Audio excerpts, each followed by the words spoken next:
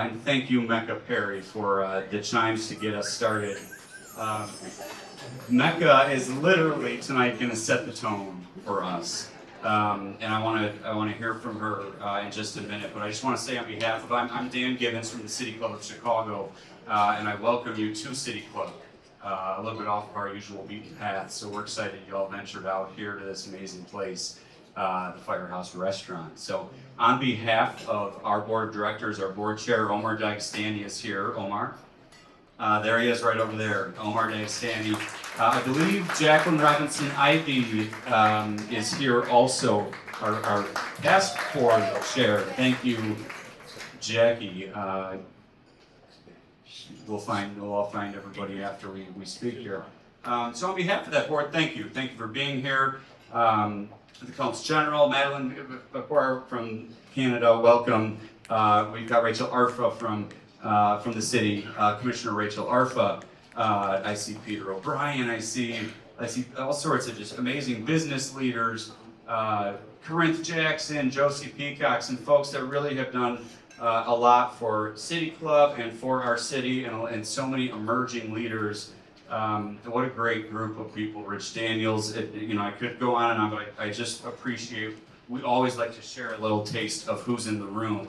Emily Boyle knows this room very well. Emily with Clayco has also been very supportive of what we're doing at City Club. So we appreciate all of you for being here, for taking your time. You're all here for different reasons, but hopefully they're all to just make Chicago better and make Illinois better.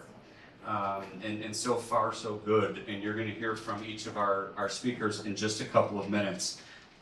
So, that all said, I'd like to ask Mecca. You heard a little bit from Mecca. And Mecca, if you don't mind coming up and help set us up for tonight. Maybe set the tone with a little story about why you're here, why you do what you do, and how you kind of embody everything that we're talking about and doing here tonight. Thank you, Mecca Perry from Mecca Elevated.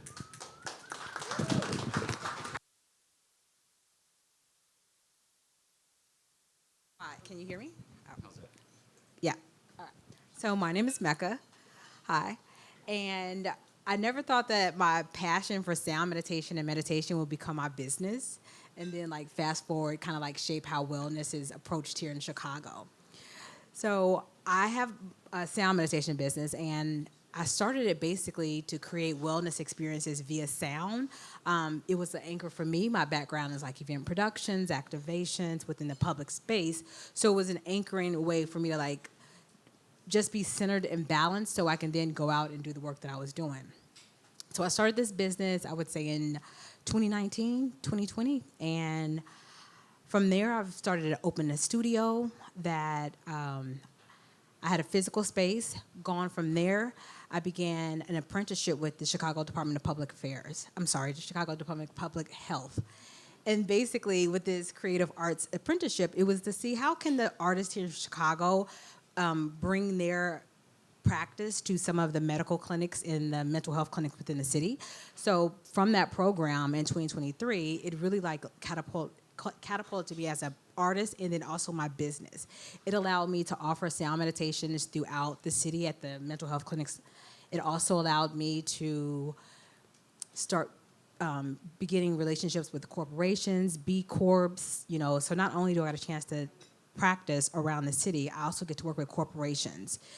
Working with the City Club has also been a privilege because it was one of the times I got a chance to work with sound in a very unconventional way. I would think I was a timekeeper using chimes and a gong, right? So they introduced this wellness practice within the City Club, which also was a blessing for me. So I would say as I go forward with this, the partnerships that I've had with the City Club, the Department of Public Health has allowed me to just launch my business and just know that this is one of those things that from just my business to now working with these corporations and partnerships has allowed me to just really move forward within my business.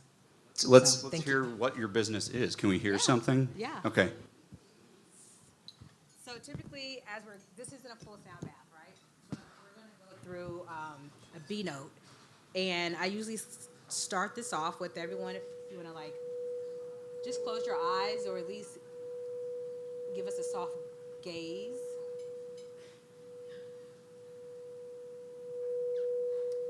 We'll breathe in for 3 counts. 3, 2, 1. Hold at the top. Hold. Hold. With a lot of ease, let's breathe out for 3, 2, 1. This is the B note. This is what I use to really help you create clarity within your mind, like clear thinking. There you go. Thank you, Mecca Perry. You're welcome.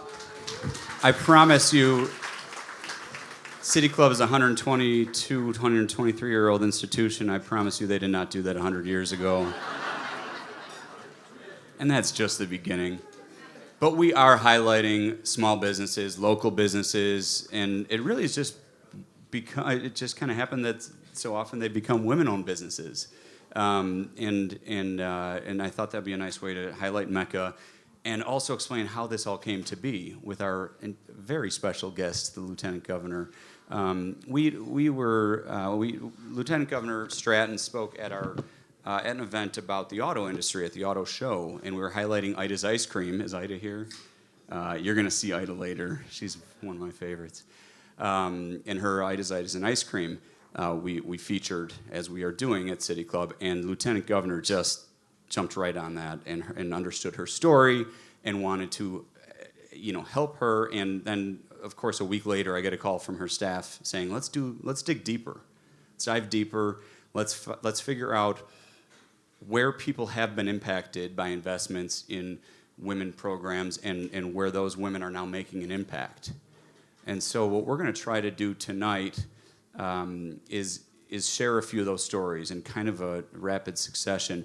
But what I'd like to do first to really help set the stage, Mecca set the tone, thank you, and really to help set the stage, I'd like to ask this very special public servant, who's long before she was even an elected official, she worked on issues like consumer protection, children's advocacy, public safety, restorative justice. She's just getting started, by the way. As the Lieutenant Governor, she formed and oversees the Illinois Council on Women and Girls, which I think you'll hear a little bit more about tonight. So a great friend of City Club who's also always open to my crazy ideas. Please welcome to City Club South Loop, Lieutenant Governor Juliana Stratton. Thank you. We want to sit here. And then we'll have our Okay. Hello, everyone. I'm not really always open to all of Dan's crazy ideas, but here I am. I usually am. Yeah. Good to see you all. So thank you for being here tonight for City Club Voices of Impact.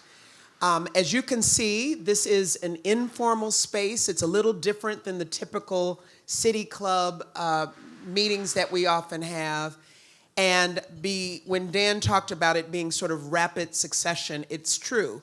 That's why some of you are thinking, well, I need a seat. Nope, you're going to be okay, because we're going to be very quick, because we want to allow more time to engage with each other after the brief conversation. But we're having unfiltered conversations, right, Dan? What does that mean? Well, Why? Glad you asked. What does it mean and why? Yeah.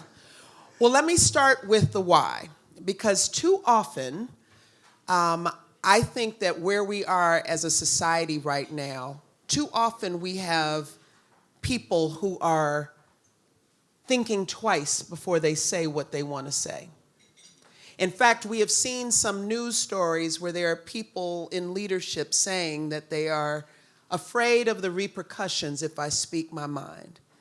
And we wanted to create a space where people, women in particular, could share their voices, and we can center their voices, because to be honest with you, in too many rooms and at too many tables, that doesn't happen. We're still seeing women getting interrupted too many times. We still see too many women's voices getting ignored. We still see too many women putting out the best ideas, and then someone else takes the idea, and all of a sudden, that's a great idea. But when the woman said it, we didn't really hear it. So that's part of the why, that it was important as the chair of the Illinois Council on Women and Girls to create a space, like I always tried to do, where women's voices are centered and we can hear the story behind the impact. And we're going to be talking about some of the work and areas that I've been passionate about long before becoming lieutenant governor, and talking about how we have intersected, how we have crossed paths, and now it has led to real concrete change in the state of Illinois. And sometimes you don't hear those stories. You might see the news story, you might hear about the impact, you might see the bill get passed, but you might not know that there was a woman somewhere in our state who was working on the issue, advocating for the issue, raising her voice to make it happen. Women that have inspired me, women that I am so proud to partner with, and I'm really excited about the conversations we're going to have tonight. We are seeing, and I'll just close with this, we are seeing everything that we have known, every norm that we have known as the way that our country operates under attack right now. And to me, this is a time where we have to come together and recognize the wisdom that's found in a room like this. I look around the room and see so many friends, so many partners, so many people I've worked with. And if we're going to get things done, you've heard me say it before, our only way forward is together. This is a time for us to come together, and City Club has created this space. I want to thank you, Dan, and the entire team at the City Club, Omar, everyone who has made this event possible. And I'm really looking forward to the ability to be inspired and to recognize the hope that I think we all need to hold on to in some really challenging times, to remember that things are still getting done. We are still coming together. And in so many ways, women are leading the way. Yeah. Thank you. Inspiring as always. And just so you all understand, we're going to have 5 women come up here just as you try to figure out what you do. And please, we're family. Go get a drink, get some food. It's okay if you walk in front of everybody. We're happy to have you here. It's an evening, and we're pretty casual. So, but we're going to have 5 different women, and you know the word we also love is diversity at City Club, and we like to shout it even louder these days. We have a diversity of topics and diversity of women that we're going to hit on social justice, farming, birth equity, and access to diapers. We're going to talk about entrepreneurs. Of course, you heard a little bit from Mecca, and maybe we've got another one on the way out. Gender-based violence. Some are heavy, some are a little lighter, but this is a very diverse topic, diverse group of topics and women. And we're going to do it quickly, so please excuse me if I cut anyone off, or it's for everybody's sake. We have so much to hear, and we'll get right into it. And I think we're going to start with Caitlin, right? Yes. All right, so if I could ask Caitlin on to come take the seat in the center here. Give it up for Caitlin. Caitlin on. So, Lieutenant Governor, if you don't mind setting this up with Caitlin, and then we'll prompt a question or two. Hi, Caitlin. Caitlin Ahn is a powerful advocate and rising leader against gender-based violence. After surviving sexual assault, Caitlin turned her grief into action and helped draft House Bill 5441, which recognizes affirmative consent as the baseline for sexual contact and closes a loophole that previously allowed perpetrators to escape prosecution if they did not personally drug a survivor before committing violence. She testified before the Illinois General Assembly, and her bill passed unanimously. And Caitlin and I met when she agreed to serve with me on the Illinois Council on Women and Girls, which I chair, and she now chairs the Academic and Economic Opportunity Subcommittee. Kaylin is a current senior at Northwestern University studying social policy and legal studies. I hear Northwestern's in the house over to my left. And not only has Kaylin survived homelessness, not only is she putting herself through school at one of the most prestigious universities in the country, but she is also a Truman Scholar and a Marshall Scholar. Kaylin will attend the University of Oxford this fall. Wow. Kaylin, you have been through a lot. You've been through so much. You could have stopped. You could have focused on your studies. You could have not focused on some of the negative that had happened to you. But you decided to do something with it. What motivated you to actually go and pass a law and rally how many hundreds of legislators to get behind you? Why did you do that? Yeah, I remember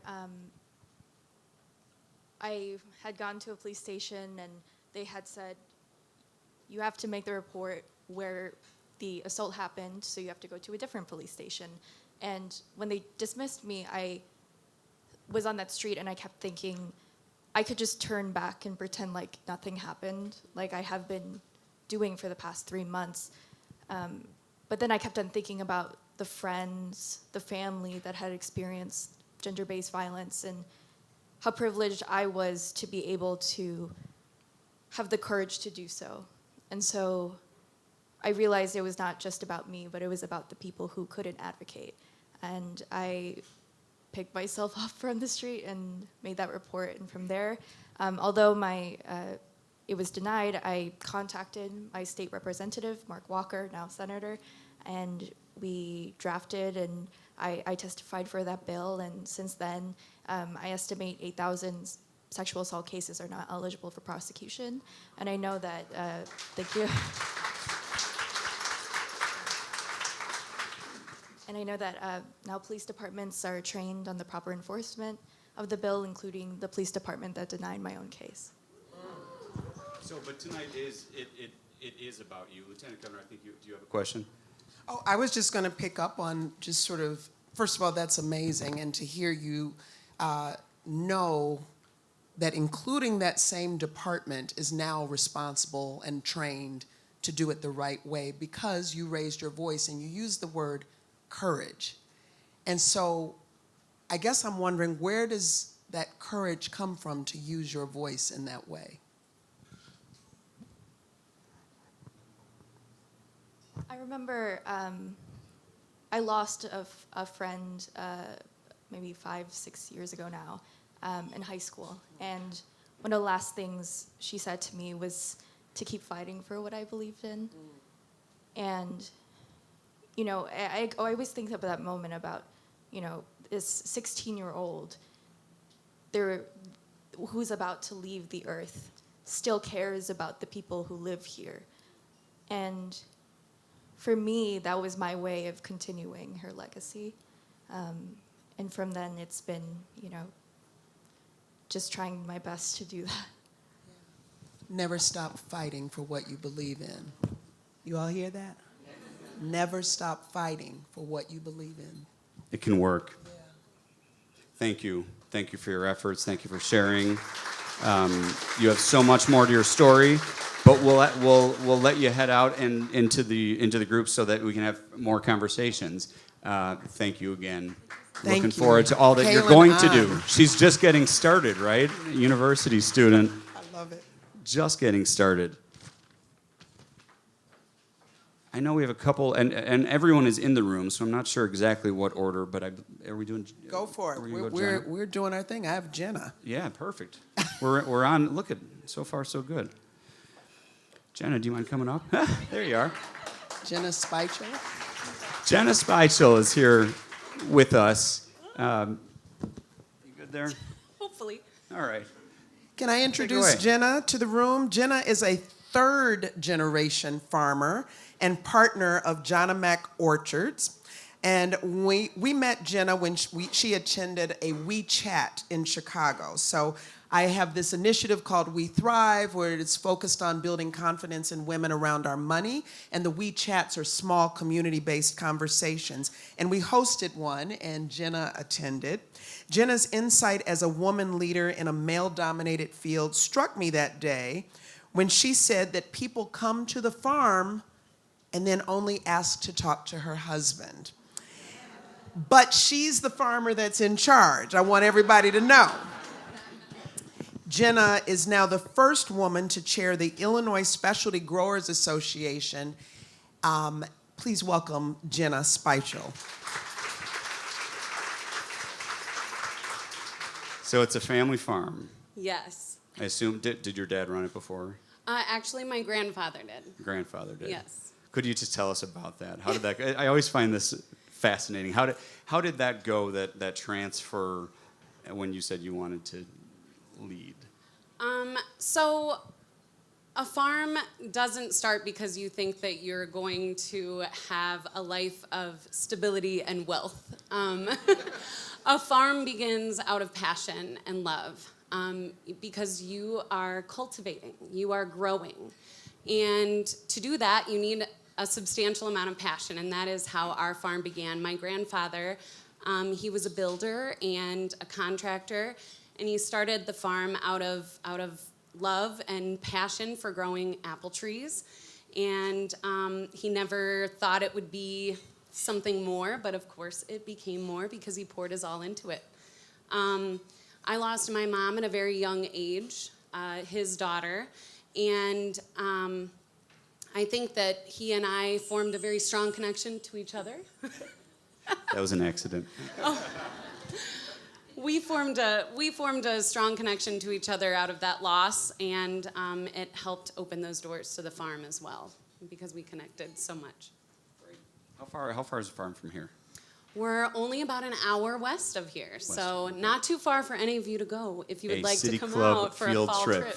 Do we have any takers? We're going apple picking as a group. Please, yes. Not right now, though. Yeah. Right.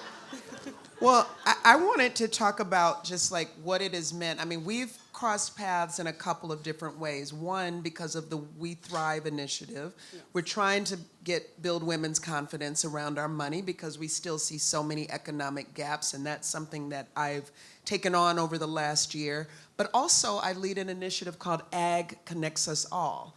Yes, I live on the south side of Chicago, but it was important for me to uplift our state's #1 industry, agriculture, and we've talked around women in agriculture. So what does it mean to you to see the advocacy of both the Office of the Lieutenant Governor or our administration in the work that you're doing?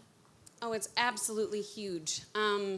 Number one, it's great that you're supporting so many women farmers because traditionally, our organization is known for being male, pale, and stale, and we're not.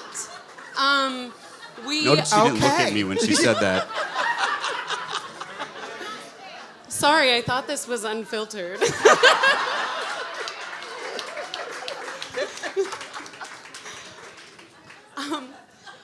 What I was trying to say is that Illinois boasts an extremely diverse we have a diverse group of farmers, both in age, background, what we grow, how we grow it, and it's so great to see someone who's both interested in that but also advocating for it. And not only that, but for your belief in the Ag Connects Us All program, that has been huge as well to highlight the importance of growing food here in Illinois and making sure that it gets to the people who need it. And that's something that we all who are in specialty crops find very important as well because we are the ones who grow the food that we eat. We are not the commodity crop growers. The specialty growers are the ones who grow your fruit, your vegetables, the herbs, all the things that you find on your plate. And it's important that we talk about those connections and share them and also figure out how we can bridge that gap to solve the issues of food insecurities within our state. And that's something I know that you have been very much in support of as well. And right now, we are having a lot of issues with securing that grant funding that we've been working so hard on, like the LFPA grants. Those were awarded. Local food purchasing Yes. agreements. Yeah. Correct, yes. There are a lot of local city food- folk here. And there's so many acronyms to know. So the local food purchasing agreement was from the USDA, and it was meant to go to local farms to help purchase food for those who needed it in food banks. But a lot of that funding was cut. And now it's leaving a lot of us farmers who grow the food and food banks who are purchasing that food, scrambling for ways to bridge that gap back to keep this work going and this momentum that we've built over the last couple of years. I think that's such a great example of how when we see news headlines, to remember that there are real people behind the headlines that are impacted all across our state. And there are women that are impacted. And as you, I know we're going on to our next speaker, but I just wanted to say one thing that when I met Jenna, I said, you know, what do we need to know about women in agriculture? And she said that I'm not going to another conference where they want to just give us pink work gloves. I'm not doing it. That is not equity in farming. We need to do more. So I just want to say thank you for always being Thank a you. voice and an advocate, Thank you. Jenna. Let's scratch that gift that we were going to give her, guys. No, there are a number of entrepreneurs in this room, and I'm going to point a couple of them out eventually. But Jen, I hope that you'll be able to talk with them. I know it's always nice to form bonds with women in the industry. There's a sustainability industry. Where's Holly? Holly Gerard with her. She's making shoes out of amazing items like Lamborghini cars and whatnot. There's so many entrepreneurs, and I know you all like to chat it up, and the idea was move through this quickly so you can all do that. That's so right. Please continue to find each other. You also have Peter O'Brien and his daughter Renee. They know a little bit about farming. They also know a little bit about entrepreneurialism. So please mix it up a bit, okay? And thank you for sharing. That's great. We will come and visit. Give it up for Jenna. And we're going to do Amy? Go with that? Sure. Unless. Who do you have next? Okay. Oh. Let's do Maria. You're the LG. I'm just along for the ride here, trying to keep us on time. Okay. Maria, are you close by? Yes. All right, there you are. Hi, Welcome, Maria. Maria Garza. Maria. Maria Garza. Maria and I met for the first time in 2022, and I was speaking on a panel about the Returning Residents State ID Pilot Program. Maria was one of the most recently returned citizens who had gone through the ID process, and she spoke powerfully about her experience, and she's become an essential partner to our Justice, Equity, and Opportunity Initiative, which sits in my office. Since re-entering her community, Maria has become a fierce voice for systems-impacted people. She co-founded Challenge to Change, which is a community-based organization that provides housing support for people returning from incarceration. A true leader who has taken her own lived expertise and is now helping so many. Please welcome Maria Garza. Thanks, Maria. You want to tell us talk about impact. I mean, you are making an impact. Yes, I guess I want to say, yes, the state ID program was a big thing. I am one of the few that has walked out with all the essential needs to be able to re-enter the community. I came out with a birth certificate, a social security card, Medicaid card, a SNAP card, and my state ID, which opened up the doors to be able to come straight out, look for employment, and the opportunity to re-enter, right? But re-entry is so much more, and when about 4 months out, I found myself homeless. I found myself, which many do not know because again, I'm Northwestern also, a Northwestern student with Northwestern's prison education program, the first female to come out in the first female cohort at Logan Correctional Center, and one of 20 to graduate, God willing, this fall.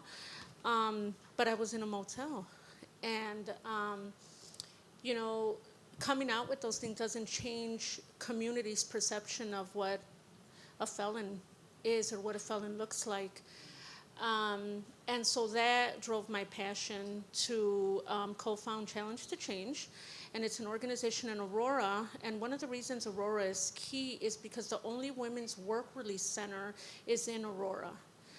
And having been at the work release center, I just realized like programming is one of the biggest things that we lack. I remember being in Logan, my options were horticulture, culinary arts. I can't make a living out of planting unless I'm planting what I went to prison for, and I don't want to do that. This is unfiltered, right? Unfiltered, folks. You heard it here at the We're City still Club. unfiltered, y'all. We're being unfiltered, y'all. And I definitely wasn't gonna go male and pale, you know, so I feel I had no choice but to pave the way. And re-entry was defined by somebody who did not have lived experience in incarceration.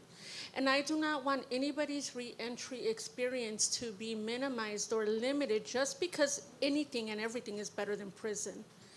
And in my advocacy, that's what it is. You know, as women, even in the carceral system, we are the fastest at this moment growing population.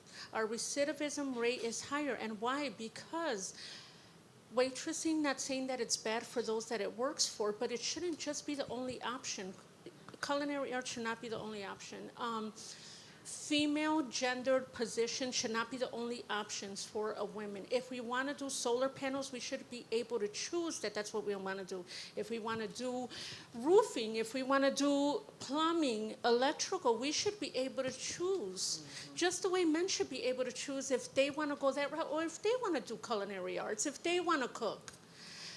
Our programming starts with men, and I do not knock my male counterparts. I just don't think that our gender should be what defines what type of program starts where. That's right. And 8 months out of prison, 2 months out of establishing a stable place to live through a church that rented a home for me, I wrote a grant for the Illinois Housing Development Authority, which thank the good Lord and thank IDA for giving me to provide housing for justice-involved individuals.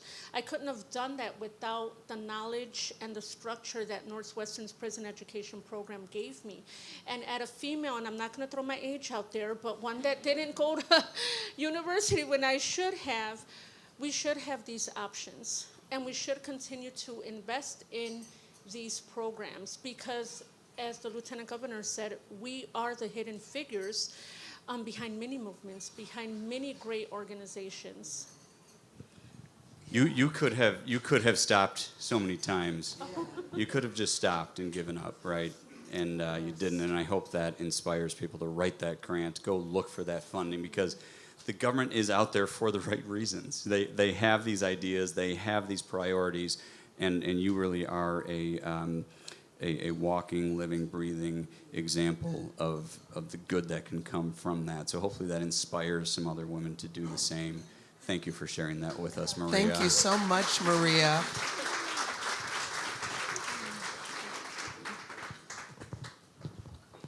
As Maria is walking back, I just want to point out really quickly, Dan, that what she said is not always the case, having everything you need as you walk out.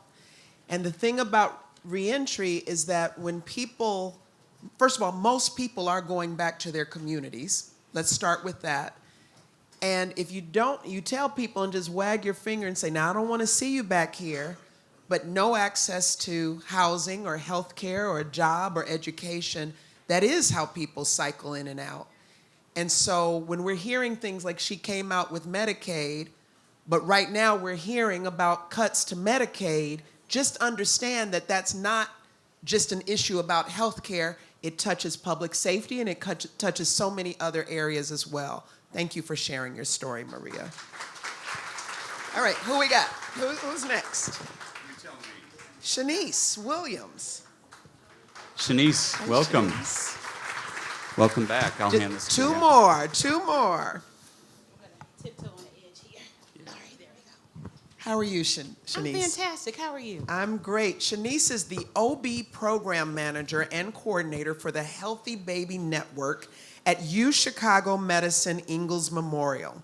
She's been with Ingalls Memorial for 17 years and has held multiple positions, including patient services representative and Healthy Baby Network lactation counselor coordinator.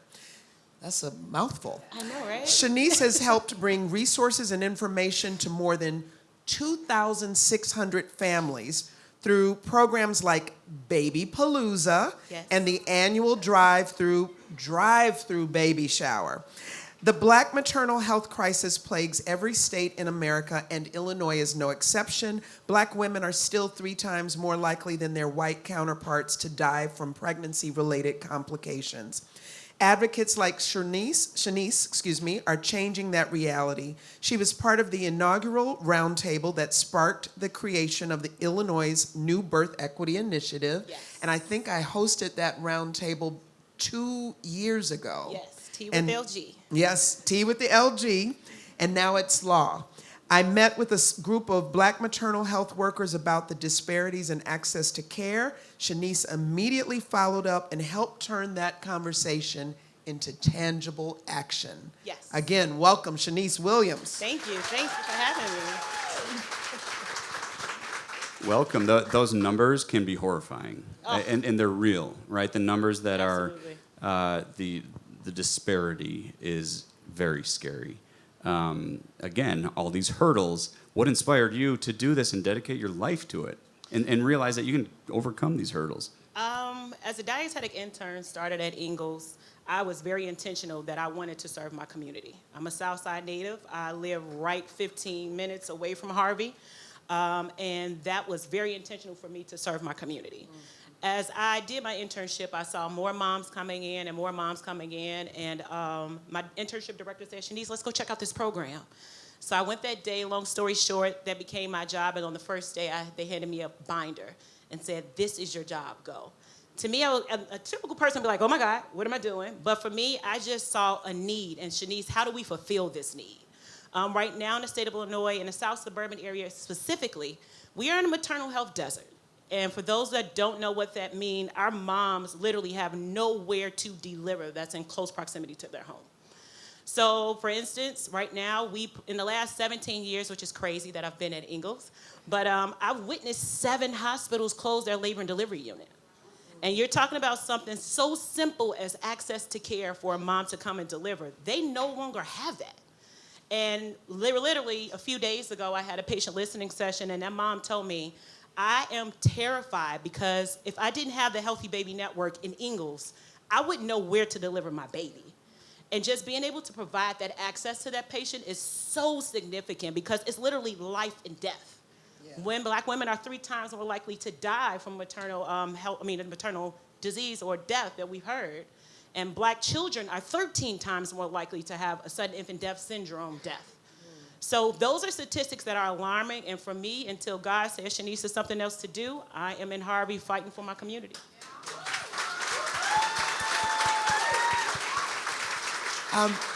I love that so much, and thank you for your leadership. And one of the things that, when we talk about the Birth Equity Initiative, it was signed into law by Governor Pritzker this last summer, I believe, but it includes things, and we'll talk a little bit more about this shortly with our next guest, but includes things like we're going to be opening up the first Southside Birthing Center and funding to help with that.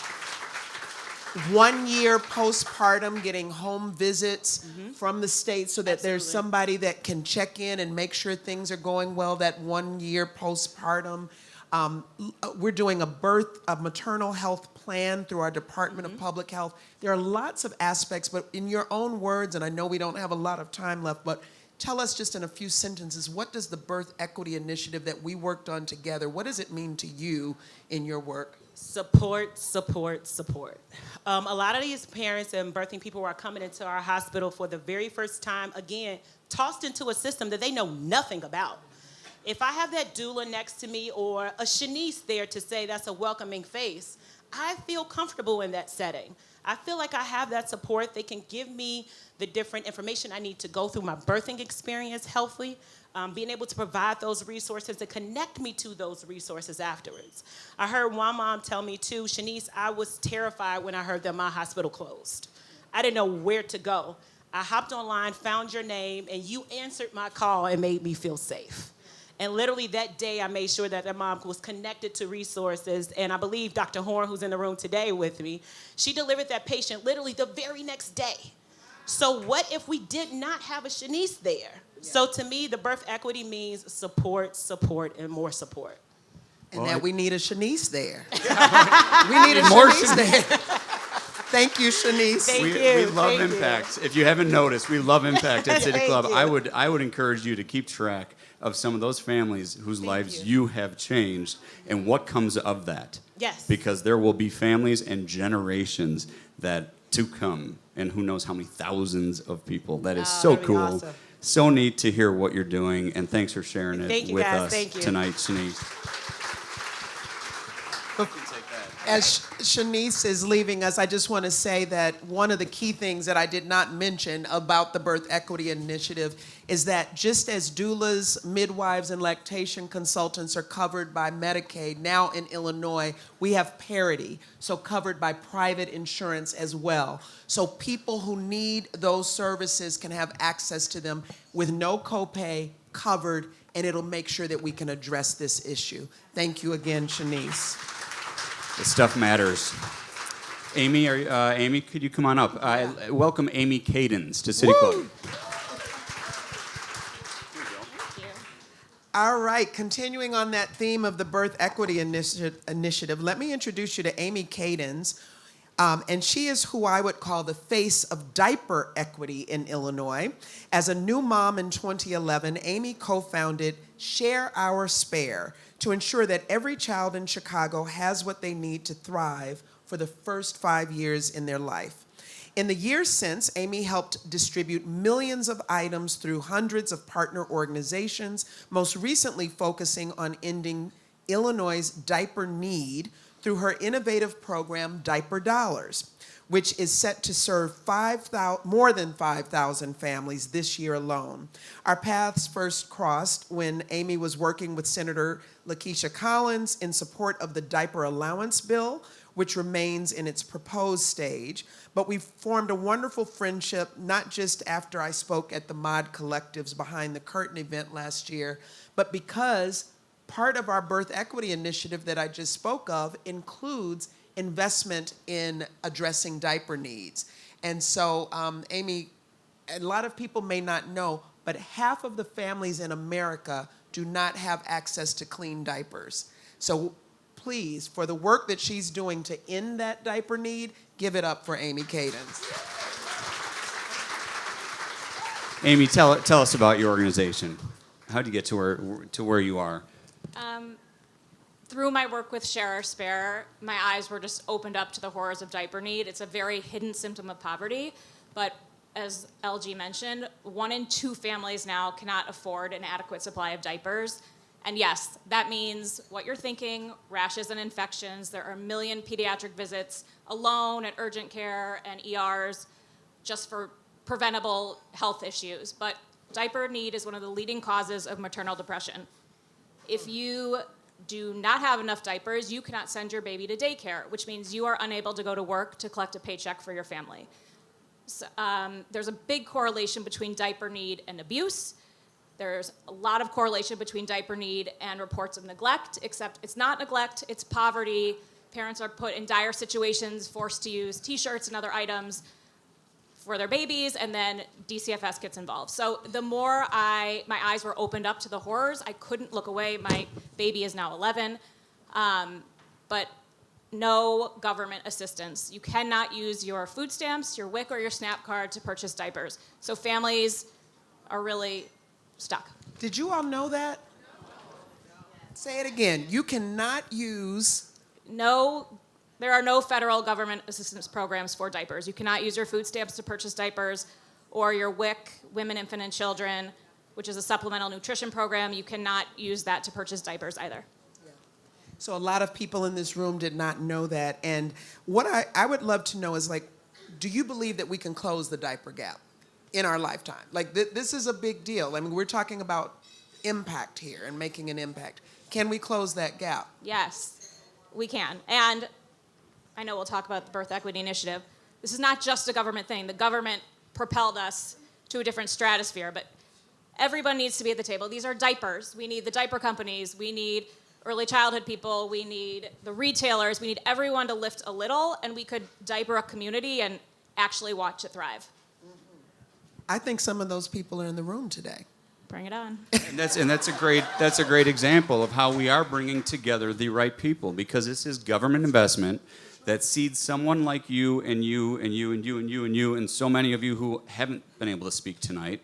But that's what's happening. Government funds something, seeds something. You are able to take it up to a next level, get your whole network involved, share it with people like this who knows, once we break here, as I said, we want you all to make things better by talking to each other. And that's a perfect example, I think, of how we bring that government together with nonprofit, with the business community, and philanthropy, and you name it. And that's what we're all about here at City Clubs, connecting those dots. So thank you so much for what you're doing. I can't say that we thought that diaper equity would be a topic at City Club. Over so many years of older white men talking about government, that was not on the topic list. Well, that's because old white men a long time ago said the rule that diapers were not covered under food stamps, and we haven't changed it since. That's news to me, and we're going to have to talk more about that. Let's do it. Yeah. One thing I want to say as Amy leaves us is that one thing that I really admire is that instead of diaper banks where you go someplace to go see a stack of diapers and you have to walk in and it's not the most dignified experience, she's created a card where people can go to any store they want, pick any brand they want, and do whatever, get the diapers in a way like they're using a gift card. So this is the kind of way, innovative thinking that women bring to the table often that you might not think of. Thank you, Amy, for joining us. Thanks so much. I may call an audible if Katrina Markoff's in the room. I haven't seen her, though. Is Katrina here? Okay, going once. Going twice. She's not. Okay, well. Oh, Ida's here. Where's Ida? So Ida Nelson's here. I didn't see her either. As I mentioned, we're planning to do more of this. I think it was how do you all feel? Was this a good setup? Are there more stories to be told? Okay, so can you commit to doing this again with us, Lieutenant Governor, or supporting in some capacity? Can you all commit to coming back? Yeah. Okay, let's do it again. So you heard it here. Before we do that, I do want to hear from Ida for a minute if she's around, because this is a great story of how we have at City Club highlighted local products and women-owned businesses to help elevate them. And you're going to try some of Ida's ice cream. And this is kind of how it all started when. Ida, where are you? Ida, are you come being? on. You're not shy. Okay, wait. As Ida's coming up, you'll see on the way out, a good friend of ours, Katrina Markoff. Years ago, she started a company called Vo's Chocolate and has sold that, and now is working on a new company called Violet Flame. It's chocolate. It's incredible. It's you'll see it on the way out. Please just take one, because I hope there's enough for everybody. But I get the sense we're going to see a little more from Katrina soon, and hopefully at our next program. She heard about what we were doing and wanted to share some of her product, and an incredible story she has that we hope to share soon. Let's close out with Ida, if you don't mind. Will you tell us tell us about what we're going to have? I think the ice cream's here, but maybe just give it a little bit of context, and then we'll let the Lieutenant Governor close us out. Does that sound good? Sounds good. Thanks for being here, Ida. We love you. Of course. No, thank you for always having me in the room. I appreciate the community that you bring together here. Speaking of the community, we have some ice cream for you from Ida's Artisan Ice Cream. Ida's Artisan Ice Cream is a brand that I started. Just say that again, LG. Yes.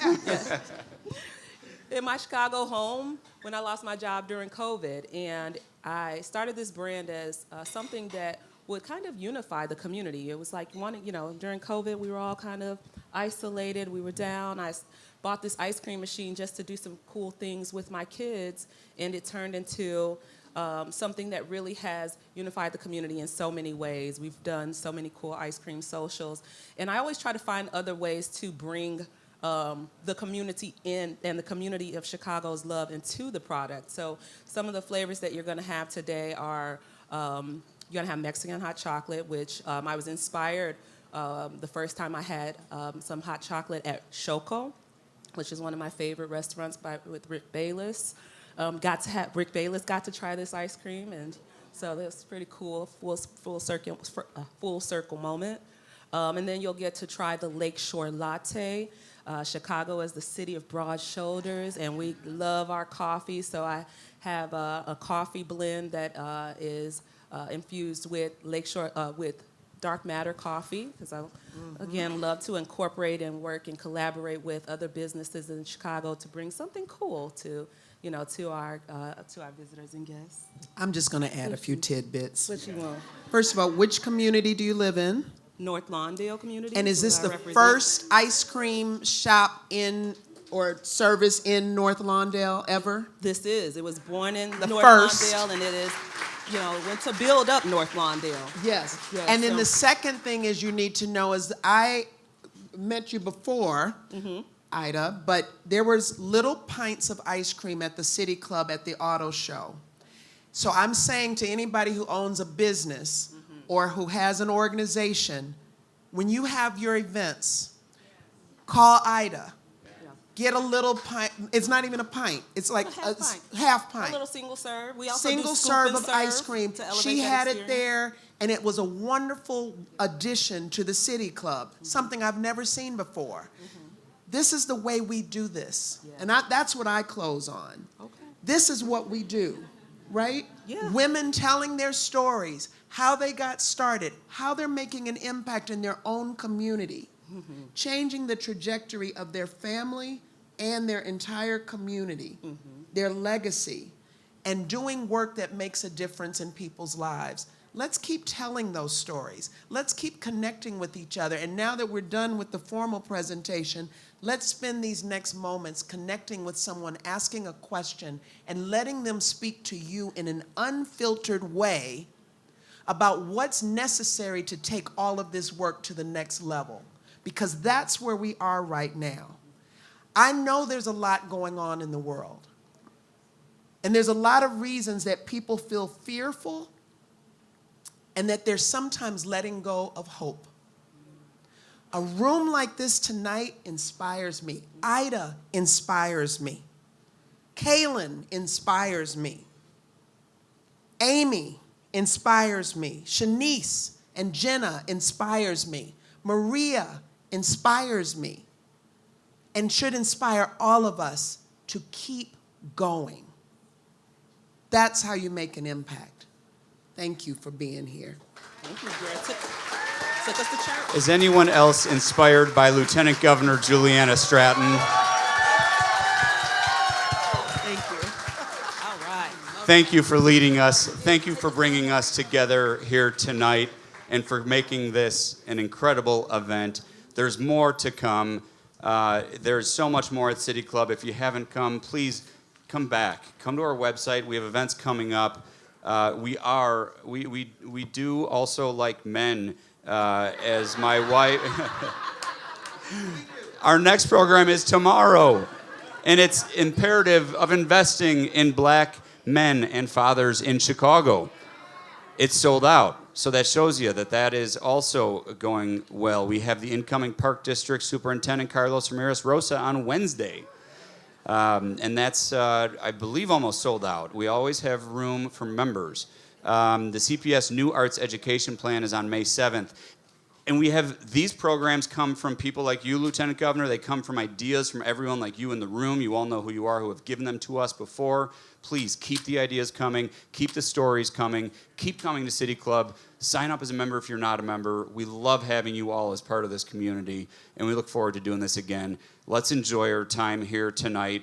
Stay till they kick you out, and then maybe go downstairs to the firehouse when we're done, because it's a great local business that takes such good care of us. Thank you to the Chicago Firehouse Restaurant. Thanks, LG. See you all again soon. Enjoy the rest of your evening.